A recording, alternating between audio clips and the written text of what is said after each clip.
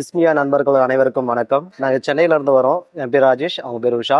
நாங்கள் இப்போ சிஸ்மியாவில் நியூ நம்பர்ஸை ஜாயின் பண்ணியிருக்கோம். சிஸ்மியாவில் நாங்கள் ஜாயின் பண்ணதுக்கப்புறம் அவங்களுடைய ரெஸ்பான்ஸ் பார்க்குறப்போ ரொம்ப ரொம்ப இம்ப்ரெஸ்ஸாக இருந்துச்சு.